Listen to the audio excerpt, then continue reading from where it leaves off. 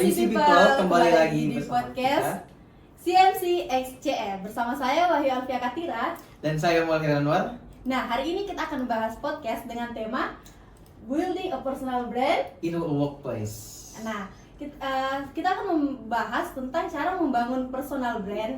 Nah, tapi sebelum itu kita harus tahu dulu apa sih personal brand itu. Nah, menurut Kak Gatra nih, apa nih situ personal brand? Nah, jadi kalau menurut saya nih personal brand itu kita menunjukkan ini identitas kita kepada publik. Nah, kemudian publik akan memberikan kesan dari hasil tindakan kita gitu. Secara garis besarnya ya. Oke. Dan kita juga sudah mengundang bintang tamu kita untuk membahas tema kita, itu bagaimana cara membangun personal brand di tempat kerja, yaitu Pak Rahmat Zulfikar, SDS MDS. Nah, just for your information, Pak Rahmat ini mempunyai perusahaan di bidang desain, yaitu Ethnica Design dan Trio Record. Benar, Pak? Entrepreneur ini dosen itu satu. Dan salah satu dosen VCD di UC Makassar. Ya. Oke, Dan salah satu dosen style dong. Ya, boleh dicek di Instagramnya. Salah satu dosen terestetik ya kalau dicek di Instagramnya. Bisa juga dilihat dari sekarang ya. Lihat aja tuh stylenya. Lalu on point. Ya. Oke. Kita tanya-tanya dulu ya. Oh, jadi gini ya, saya mungkin kenalan dulu kali ya. Oh, ya, Oke, boleh, Pak, silakan, Pak. Hai, UC People. UC People kan ya? Ya, di sini Pak panggilannya. Jadi kebetulan karena saya fokusnya memang di brand, di desain. Jadi mungkin sudah beberapa kali ya untuk coba mendevelop personal branding. Kebetulan saya punya perusahaan juga satu namanya Rio Records. Jadi Rio Records ini talent management sebenarnya, talent management dan feature label. Jadi kenapa dia lebih banyak mengerjakan personal branding, karena kita benar-benar mendevelop branding dari seorang talent gitu, sehingga akhirnya bisa kita publish ke publik gitu.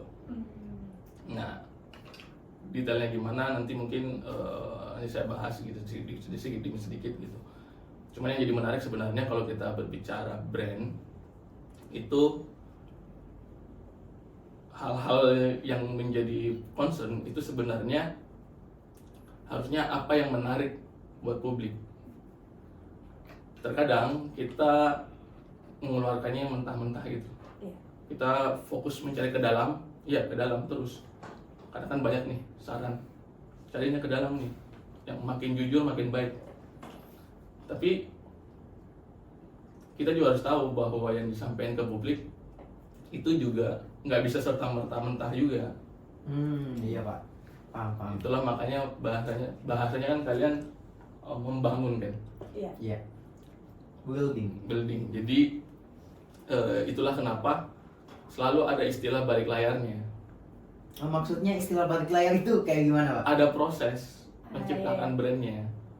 Proses. Iya. Jadi sebelum tampil ya, maksudnya sebelum ditampilkan atau di deliver ke publik ya harus ada proses pematangannya dulu. Oh, jadi sebelum tampil ke publik ini, Pak, harus betul-betul matang baru kita tampilkan ke publik. Jadi nggak usah ditampilin semuanya, betul-betul pas matangnya aja gitu. Ya, karena kalau kita berbicara brand, ya kita berbicara apa yang kita mau kita suguhkan sebenarnya. Bukan lagi berbicara kayak yang oke, begini aja. Ya itu kan berarti kan tidak ada proses di sana. Maksudnya tidak ada proses pembangunan, maksudnya tidak ada proses branding di sana. Beruntunglah bagi orang-orang yang proses brandingnya adalah menemukan aspek-aspek yang otentik dari dirinya. Oh, yang unik ya, Pak? Unik. Ya, yang unik, yang istilahnya dirinya banget lah. Ya, sehingga identitas. menjalankan brand itu menjadi lebih mudah. Iya. Bisa jadi salah satu jadi pengenalan orang-orang kenal dia gara-gara itu ya, Pak? Gara-gara yang unik. Gara-gara ciri khasnya dia. Nah, Ya, ciri khas, Pak. betul. Dan yang menarik sebenarnya kalau kita bicara personal branding, tidak perlu menunggu menjadi expertise dulu. Expertise. Jadi kamu nggak perlu expert dulu, baru personal brandingnya tercipta. Kamu hanya butuh menjadi berbeda aja dulu. Oh iya. menjadi unik aja dulu. Jadi mulai aja dulu terus tunjukin diri aja Iya, dulu. mulai aja dulu ini dalam konteksnya berbeda aja. Jadi Oh, iya. nggak perlu yang hebat banget dulu, terus baru personal branding kebentuk, bukan. Dua hal yang berbeda itu, menjadi expertise dan memiliki personal branding itu dua hal yang berbeda. Kebanyakan dari kita, akan apply konteksnya dalam pekerjaan ya. Iya. Kita membuat personal branding itu nunggu kitanya expert banget dulu gitu. Oh iya. Sehingga kadang dalam prosesnya menuntut kita menjadi expert. Nah, itu kan berat. Iya. Berat di diri kita. Padahal sebenarnya tuntutan membuat personal branding itu beda aja dulu. Bukan menjadi hebat dulu, maksudnya belum menjadi expert dulu. Jadi perlahan-lahan gitu kayak step by step aja Nah, dulu. sehingga ketika kita sudah menjadi beda, Hmm. publik akan menangkap perbedaan itu Hmm. dari sekian itu tadi. Iya. Sehingga ketika kita sudah dapat notifikasinya, maksudnya kita sudah dapat notis dari publiknya, perlahan tapi pasti kita bertumbuh, Iya. otomatis yang ngikutin kita juga ikut bertumbuh, ngerti nggak? Oh iya. Jadi ada alasan kenapa orang selalu mau ikutin kita. Iya, jadi mereka juga udah tahu kalau saya Betul. kalau mau cari ini, nah di sini Oh, gitu. Betul. Aduh. Makanya kalau kalian lihat banyak ini kan public figure yang punya fans yang loyal itu Iya. karena ngikutin sejak lama gitu. Iya. Karena bertumbuh terus nih orang nih. Oh dari awal ya Pak? Betul. Dari awal dia merintis. Betul. Ada juga orang yang sekali muncul langsung hebat gitu, tapi udah nggak ada lagi kabarnya gitu. Iya, lebih cepat tenggelamnya ya. Ya. Dia nggak konsisten ya Pak? Cepatnya atau bagaimana? Bisa nggak konsisten, tapi bisa juga karena itu tadi nggak ada lagi yang ditawarkan.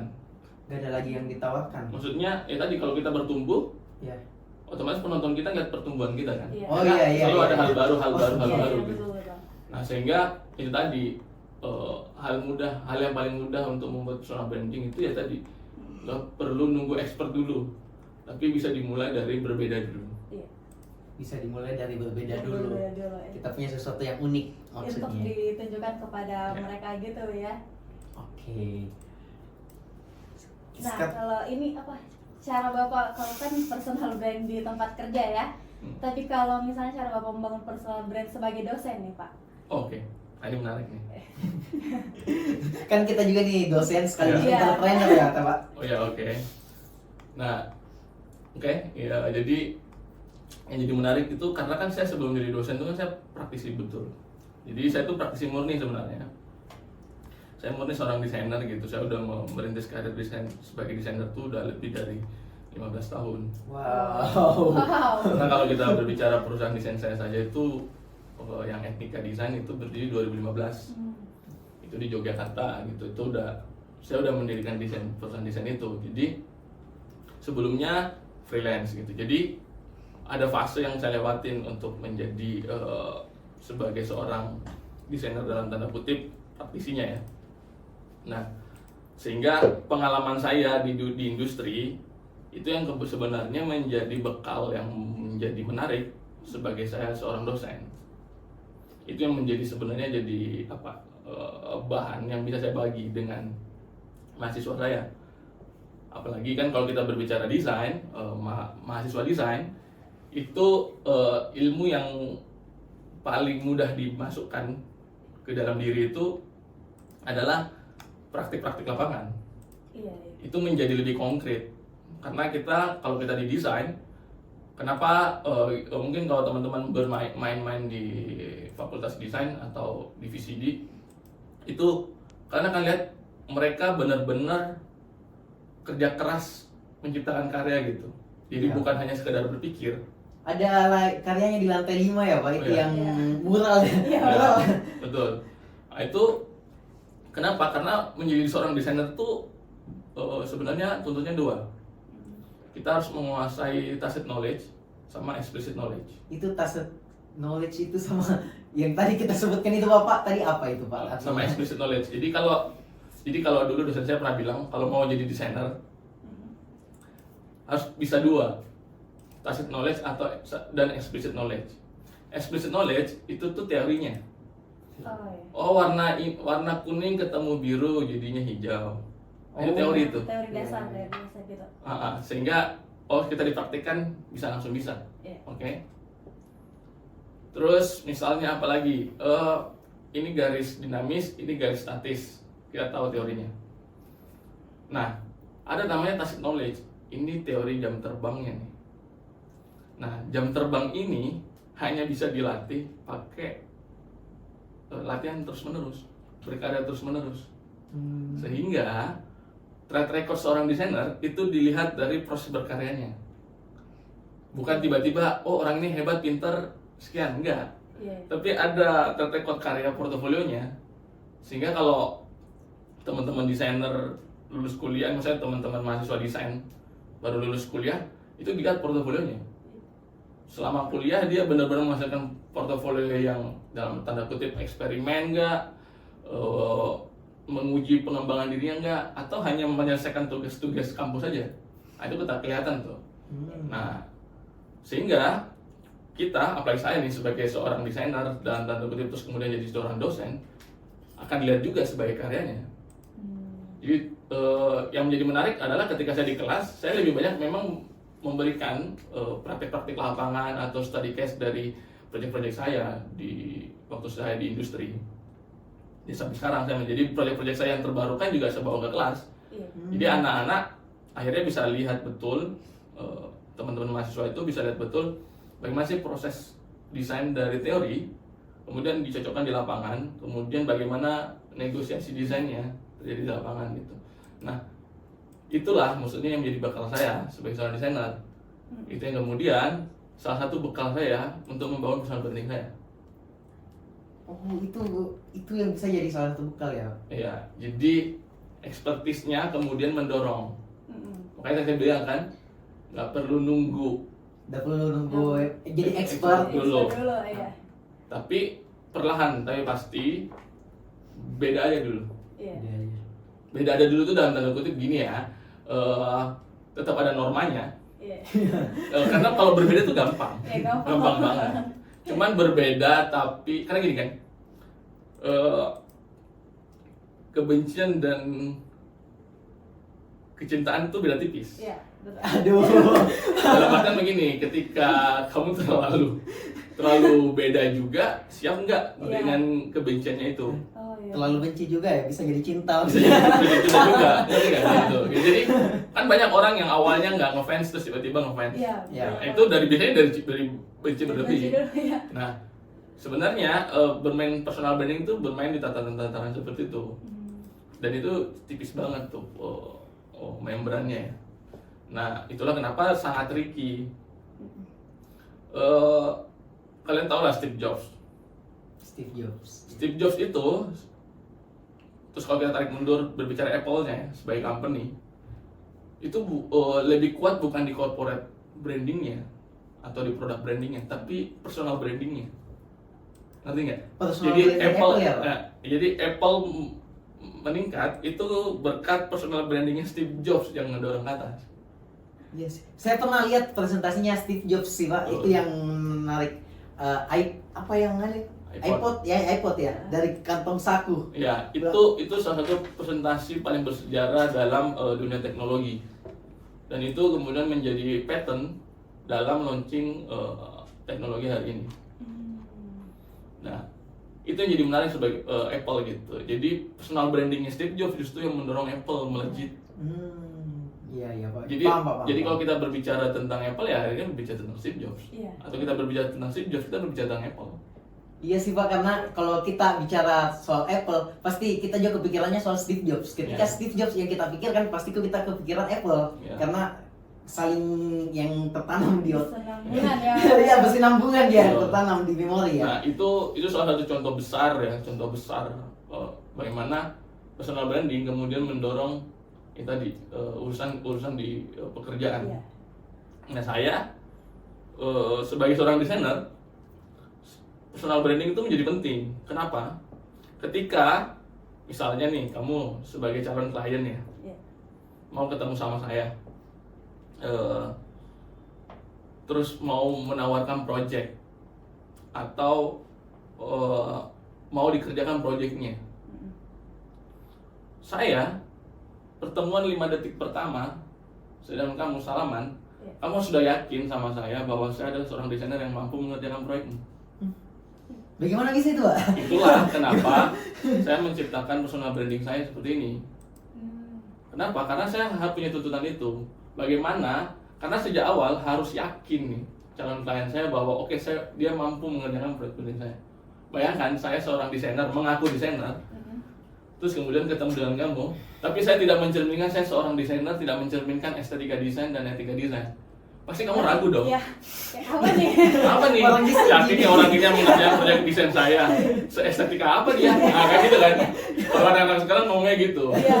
Jadi itu yang menurutku menjadi penting sebenarnya tuntutan sebagai seorang desainer. Iya. Karena banyak desainer gini, teman-teman desainer gitu. Karyanya bagus banget. Bagus banget.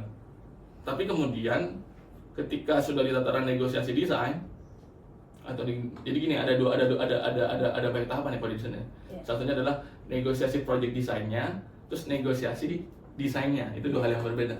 Kalau negosiasi project desainnya itu kan kita berbicara dealing projectnya. Iya. Kalau kita negosiasi desainnya itu kita berbicara desain ini tepat apa tidak, estetikanya sudah sesuai dengan, sudah objektif tidak, kayak gitu.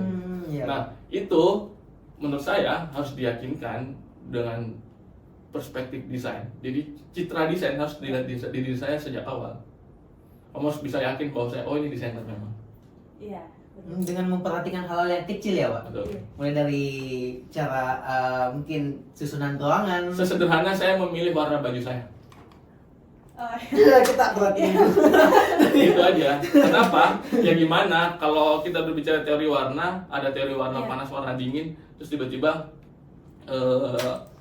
saya memadu padankan warna baju saya aja sudah ngaco. Iya. Nah, itu pasti nggak meyakinkan sih sebagai desainer. Ya. Saya kalau sebagai calon klien juga bingung, ini desainer bunuh kan?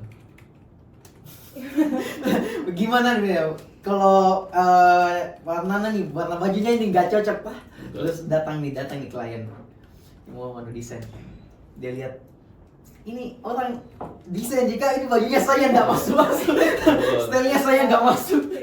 Gimana nanti ini proyekku ini saya mau Ya. kasih dia kasih bagus warnanya apa semua. Itulah makanya kan sebenarnya kan itulah yang menjadi level kita kalau di dunia karir ya. Iya. Kita kadang kalau baru lulus, ini buat teman-teman UC People nih ya. Jadi kalau kita baru lulus, kita punya bekal portofolio kita. Beberapa ada yang sudah punya portofolio kalau di dunia desain. Atau beberapa kalian sudah punya portofolio gitu. Tapi ada yang juga belum punya, berarti kan harus dia bangun portofolionya. Terus kemudian ketika portofolionya sudah kebentuk, selanjutnya adalah jam terbang dia bertambah enggak? Atau di situ-situ aja ruang lingkup pekerjaannya. Oh, seperti tadi yang dijelaskan Pak, cara menambah jam terbang itu dengan cara kita mengerjakan proyek terus ya, Pak? Ya betul. Iya. Uji cobakan proyek eksperimen kayak gitu gitulah. Nah, terus kan baru kemudian kita masuk di tataran oke, kita mulai harus fase di meyakinkan bahwa kita ini memang seorang desainer. Nah, perlahan tapi pasti itu tadi membangun personal branding. Iya. Paling enak memang membangun personal branding kita dari langkah-langkah yang jujur, langkah-langkah yang otentik dengan diri kita, Yang relate sama diri kita. yang gitu. relate dengan diri kita, sehingga Oh. kita juga mengerjakannya tidak ngos-ngosan. Iya. Karena kan gini, banyak orang berbicara branding, tapi itu berbicara jangka pendek, padahal branding itu investasi jangka panjang. Iya, betul. Sehingga yang diatur adalah nafas jangka panjang. Nafas jangka panjang. Betul. Jadi ini kita bukan lari sprint, tapi lari maraton. Iya, iya. Pak, saya mau bertanya nih, Pak. Menurut Bapak sini apa tantangan yang harus kita lewati untuk membangun personal brand yang bagus? Nah, tantangannya tadi di luar maunya apa, terus kemudian tanya ke dalam kita punya apa. Di luar, maksudnya di luar itu kayak Eksternal. masyarakat, Ya publik. publik. Saya sebisa mungkin pakai istilah-istilah yang nggak terlalu berat nih ya. Iya. Karena kalau saya keluarin istilah agak berat, ribet ini. Jadi publik maunya apa? Pertama, terus cocokkan dengan kita punya apa. Oke? Sehingga itu perlahan kayaknya bisa menyeimbangkan itu. Kalau kalian tahu teori Ikigai kan, nah itu kan proses kita menemukan diri kita kan, Iya. menyeimbangkan diri. Nah sebenarnya itu bisa dipakai juga untuk kemudian menemukan ke diri, oke, apa nih yang sebenarnya yang menarik untuk dibagi keluar. Karena tadi personal branding itu tadi nggak serta-merta nunggu kamu matang dulu. Iya. Kalau nunggu matang ya biasanya kita sudah di umur-umur tidak produktif dong. Iya, Kan? Pak. Sehingga kapan nih nge-develop personal brandingnya? Harusnya sejak awal. Mm-mm. Sehingga ya itu tadi konsistensinya dibangun dari itu tadi, menentukan keunikan perbedaan yang kita mau bangun, habis itu masuk ke tataran yang tadi apa yang bisa membuat kita terus bertumbuh, Iya.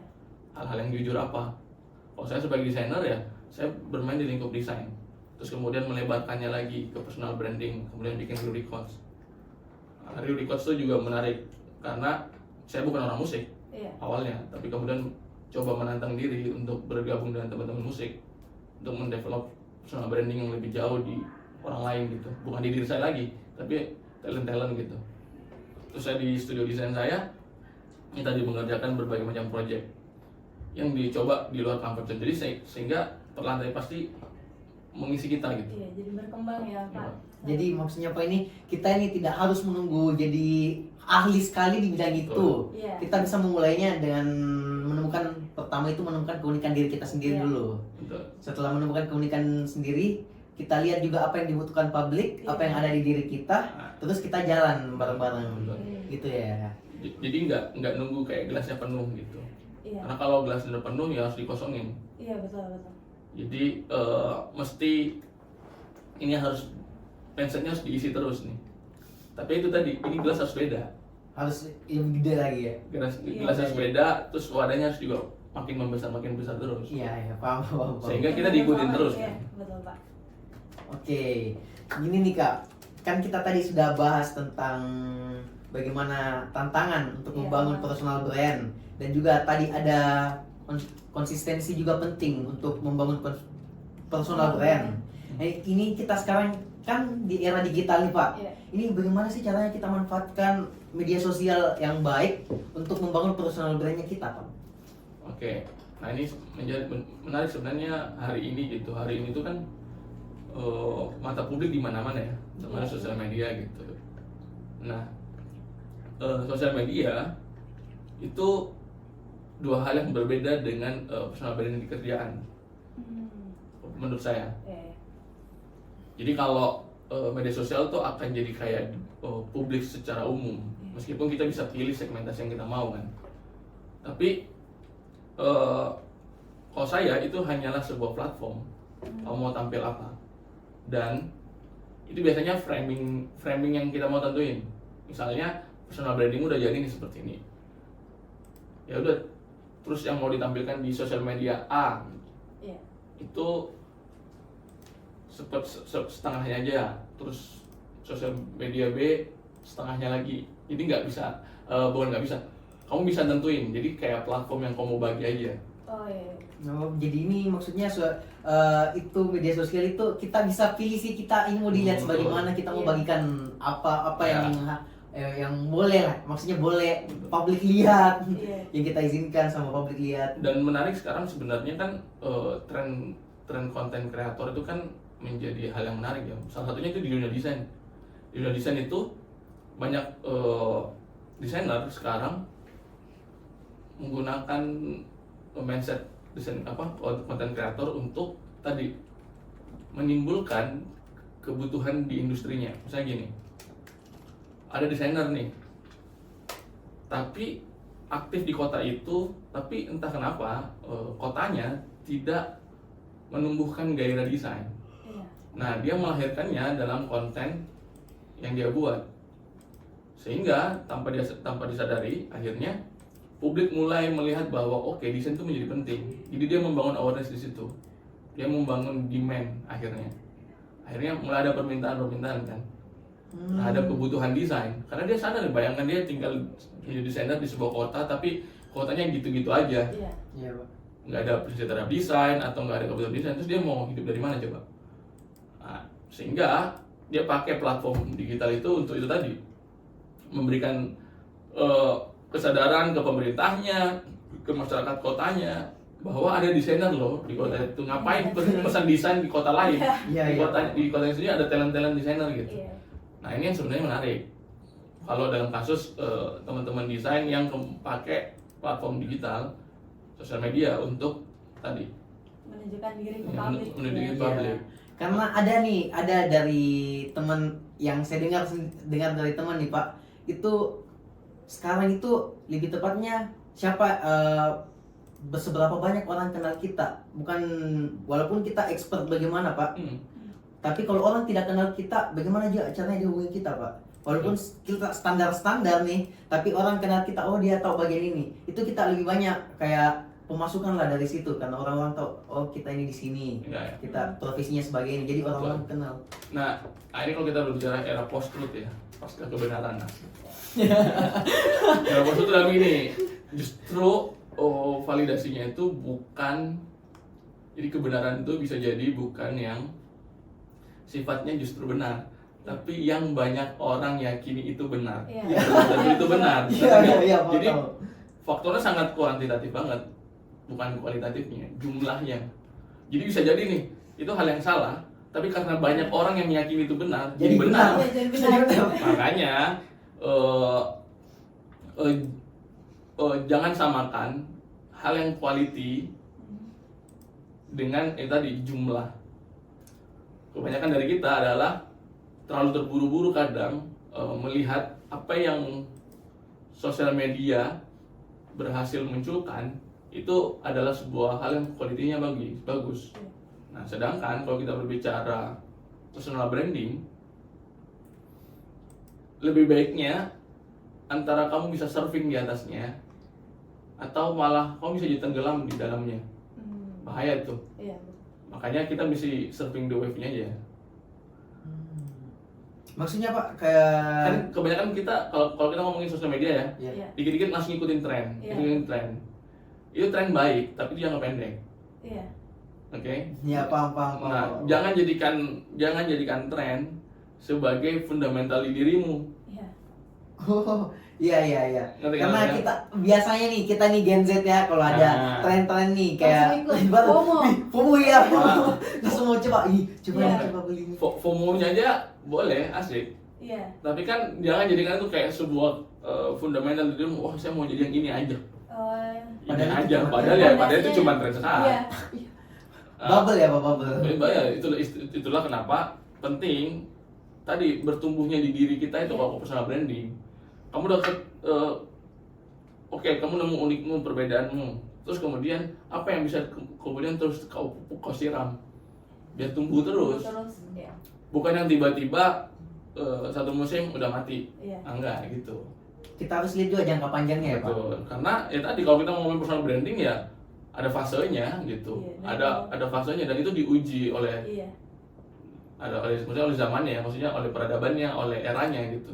Itu pentingnya mengkonsisten ya, yang tadi Bapak bilang yang kayak memikirkan jangka panjangnya gitu. Ya. Kalau Intinya bisa- kalau iya. branding mindsetnya mindset jangka panjang. Iya. Branding mindsetnya jangka panjang, oke Pak. Jadi harus betul-betul sebelumnya ini kita fixkan gini, mungkin jadi apa Pak, mungkin dilihat bagaimana. Iya. Kita harus pikir dulu baik-baik ya. Betul. Nah, dengar tuh Easy People. Jadi sebelumnya kita mulai membrandingkan diri, kita mau dilihat bagaimana, kita harus pikir baik-baik dulu. Apakah ini hanya sekedar jangka pendek aja atau jangka panjang? Iya. Oke. Selanjutnya nih Pak, ada lagi nih pertanyaan kita nih. Yang menyangkut ini ya, komunikasi juga sih ya. Iya sih, caca. Kira-kira menurut Bapak nih pentingnya komunikasi yang efektif dalam membangun personal branding itu seperti apa? Ya komunikasi yang efektif ya. Iya. Pernah tahu istilah ini nggak? Jangan jadi macan kalau lagi ketemu sama kelinci, tapi jangan jadi kelinci pas ketemu macan. Jangan jadi macam itu. Jadi jangan jadi Jadi kelinci maksudnya kita ketemu harus setara macan. gitu. Nah, Atau gimana? kalau kamu udah di macan pas ketemu kelinci, Kelincinya kelinci kamu. takut, Iya. kabur. Kalau kamu jadi kelinci pas jadi macan, pas lawan macan, pas ketemu macan, ya kamu dimakan. Iya. Mindset itu adalah sebenarnya kalau di dunia brand target audience. Kita harus tahu target audiensmu siapa. Apalagi sehingga kita jadi tahu dasar kita menentukan strategi komunikasinya. Berarti nih, anggaplah kalau kita mau ketemu klien nih, Pak. Betul. Kita harus lihat dulu dia dari latar belakang di mana, Banget. dia kerjanya bagaimana, Kebutuhannya apa? kebutuhannya apa. Nah, Betul. sebelum kita bicara sama dia. Iya. Beda dong, misalnya saya punya klien UMKM lah ya. Iya. UMKM-nya baru umurnya 2 tahun. Tiba-tiba produknya meledak, produk skincare lah, apalah. Terus produknya meledak. Tiba-tiba baru 2 tahun. Dia tiba-tiba mau bikin ini, mau bikin ini. Itu pendekatannya nggak bisa tiba-tiba kita kayak, oke itu salah yang sudah kau lakukan nih, nggak gitu nggak. Oh, karena manusia itu cenderung kalau disalahkan dia mempertahankan diri. Ya. Iya. Dia mempertahankan diri kalau disalahkan dia. Betul, beda banget misalnya saya punya klien sudah punya mindsetnya sendiri, tahu harus bagaimana. Nah Iya. itu beda, Iya. sehingga cara komunikasinya juga harus berbeda. Iya. Itulah kalau saya selalu ditanya tentang komunikasi apa yang tepat, coba pahami target audiensmu dulu. Iya.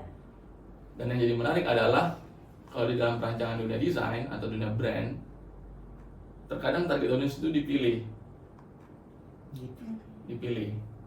Saya gini, saya mau bikin campaign seperti ini, Iya.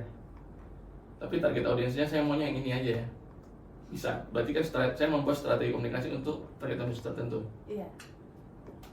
Untuk kayak khusus kelompok ini Ya, caranya kayak komunikasi gitu, betul. ya. Kalau untuk yang ini saya pakai cara yang ini gitu. Jadi nggak tiba-tiba kayak satu campaign dengan satu strategi komunikasi untuk semuanya, nggak gitu. Tapi kemudian dipilah lagi, oke untuk segmentasi yang ini pakai pendekatan ini, segmentasi pakai ini. Oh, itu juga bisa ya, tergantung dari umur juga ya, Pak. Betul. Jadi ada yang mungkin umurnya 50-an, 40-an. Ya kan kalau kita ngomong target audience kan ada personalnya kan, ada demografi, psikografi, Oh iya ada Pak, ada. ya kan? Iya. Nah, elaborasi itu, terus kita harus tahu journey-nya bagaimana, kayak gitu lah. Nah, itu teknis banget lah. Tapi Oke. poinnya adalah coba pahami betul-betul target audiensmu maunya apa. Iya. Sehingga ketika memang dia beneran maunya mie instan, yang kau kasih mie instan, bukan tiba-tiba kau kasih dia spaghetti. Iya. Ngerti? Cocok. Beda. Atau sebaliknya, dia lagi mau spaghetti kau kasih mie instan, ya pasti bentrok lah. Iya. Nah, itulah kenapa perlu memahami target audience nih.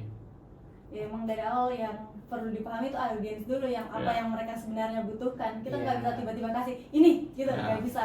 Kan sama seperti kalau bangun bisnis toh, Iya. kita juga harus tahu dulu ini nih bisnisnya kita ini kita mau targetkan bagaimana sih? Iya. Supaya selain kita Betul, fokus betul. juga di itunya, cara komunikasinya sama komunikasi produknya bagaimana, kita juga bisa ikuti selera-selera dari targetnya kita. Targetnya kita ya. Gitu. Ya sederhananya kayak misalnya Pak Rahmat gitu, fokus ketika rutin menjadi pemateri di luar ya. Iya. Itu harus tahu betul audiensnya ini. Oh ini audiensnya adalah misalnya himpunan. Oh ini audiensnya adalah pengusaha muda. Oh ini audiensnya adalah publik umum, pengusaha-pengusaha. Itu kita cara komunikasinya beda. Cara kita menjelaskan, mungkin portofolionya sama Iya. yang dibahas, tapi sudut pandangnya jadi beda. Oh kalau ini mungkin dibahas sudut pandang ini, sehingga kita jadi tahu sebenarnya mereka tuh kebutuhannya apa. Karena kalau tidak seperti itu, biasanya nggak masuk di mereka ya. Iya. Ya kalian tahu lah kalau di komunikasi itu kan ada distraksi Iya. dan harus bisa benar nyampe kan. Iya. Nah distraksi ini kan bisa macam-macam bentuknya, dan itu salah satu terbaik adalah ya, apa yang bisa kita kontrol itu yang kita kontrol. Apa yang bisa kita, iya, karena menurut saya juga ya Pak, nah, kalau apa yang tidak bisa kita kontrol itu seharusnya kita tidak usah buang pusing di sana. Iya. Karena betul-betul itu di luar kendali kami. Betul. Makanya apalagi ngomongin personal branding yang dirimu banget, ya apa yang bisa kau kontrol keluar itu kau kontrol. Makanya tadi bagaimana cara mengontrolnya, tahu target audiensnya. Oke. Kita sudah dapat tadi banyak sekali ya. Banyak sekali dari A sampai Z. Iya, betul. A sampai Z. Dan kita sudah berada di penghujung acara nih, UC People. Sebelum kita tutup, saya mau satu pertanyaan terakhir nih, Pak. Oke. Satu pertanyaan terakhir. Tips dan trik untuk membangun personal branding di lingkungan kerja, Pak. Tips dan triknya itu. Oke. Mungkin ada yang saran-sarannya, Ya, Pak. boleh kasih saran. Iya, saran dari untuk Easy People. Kalau lagi personal branding kan personal branding gebetan di tempat kerja. Atau memang personal branding untuk di karir. Nah, itu dua hal yang berbeda tuh. Waduh, gimana tentang gebetan tuh? Gebetan, saya penasaran juga. Gini, kalau Kayaknya kan aja guys. kalau saya gini aja sih, maksudnya tentu kan kamu mau jadi seperti apa? Karena kan kalau ngomongin tempat kerja kan kamu ngomongin karir kan. Iya. Ya, kamu mau karir yang seperti apa? Terus menjadi orang yang seperti apa? Tentu ini. Sehingga kemudian cari figurnya. Sehingga kemudian coba pelajari petnya. Habis itu baru kau tentukan petmu sendiri. Apa yang mau kau merubah? Fakta bahwa manusia lebih senang melihat visual ketimbang kata-kata. Iya. Jadi kan fasenya kan gini, melihat dulu, baru kita mendengar biasanya. Iya. Maka tampilan nomor satu, ya jangan jadi gembel aja, berpenampilan gitu. Intinya Ya, nggak harus mahal ya, Pak. Betul, nggak harus Iya. mahal. Karena gimana kamu mau lihat mau dilihat profesional kalau tampilannya gembel banget gitu. Sama itu penting tampilannya harus beres dulu dong. Apa yang dilihat dulu, kemudian baru verbalnya. Iya. Jadi baru orang tutur kata kita, perilaku kita, cara kita menyampaikan, body language, semuanya lah. Itu coba pelajarin. Oke. Baru tentuin kamu mau yang seperti apa nih. Oh iya. Nah, gitu. Dengar tuh Easy People. Jadi untuk membangun personal branding itu pertama-tama kita harus tahu dulu kita mau lihat bagaimana. Kita mau lihat bagaimana. Setelah itu apa yang kita punya. Iya. Dan dari tadi diri sendiri dulu dari juga ya. dari diri sendiri Iya. kita dulu. Nah, tadi juga seperti kata Pak Rahmat, nggak usah tunggu expert. Iya. Kita nggak usah tunggu expert untuk memulai. Jadi kita bisa bareng-barengan jalannya. Iya, nikmati prosesnya juga sih. Nah, Iya. tambah satu terakhir, konsisten. Konsisten. Oh iya, tetap konsisten. Konsisten. Iya, Pak, karena ada nih beberapa orang nih, teman adalah dia nih ngomongnya A, tapi yang dilakukan ini B, Pak. Gimana nih? Nah, itu beda lagi kayaknya itu. Beda lagi. Oke. Kira kayak nggak usah bahas nih, Pak, karena Iya. udah mau closing nih. Oke, sudahnya setelah itu kurang lebih kayaknya itu deh kesimpulan yang saya tangkap dari Kak Katri. Mungkin ada beberapa kesimpulan yang setelah kita berbincang dengan Pak.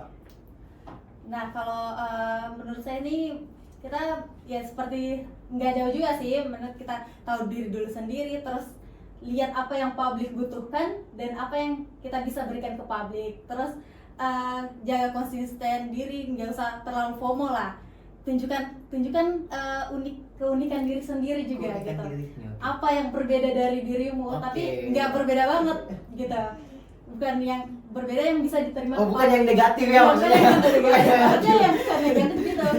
Ya. Oke. Oke, sudah? Ya sudah, itu aja sih. Oke. Baiklah teman-teman, karena tadi sudah kita berikan kesimpulan dari kurang lebih isi acaranya kita. Kita juga mau terima kasih kepada Pak Rahmat karena sudah Ya. meluangkan waktu Oke, dan terima juga kasih. kesempatan untuk hadir di podcastnya kita kali ini. Iya. Dan telah memberikan ini ya, pembelajaran yang Iya, sangat- pembelajaran dan insight-insight tentang Iya, betul. personal branding. Dan saya juga jujur Kak, saya ini kayak dapat ilmu baru lagi. Iya, betul. Serius. Iya. Oke. Baiklah Simple. Cukup sekian podcast kali ini, kita tutup. Sampai ketemu di next Podcast selanjutnya.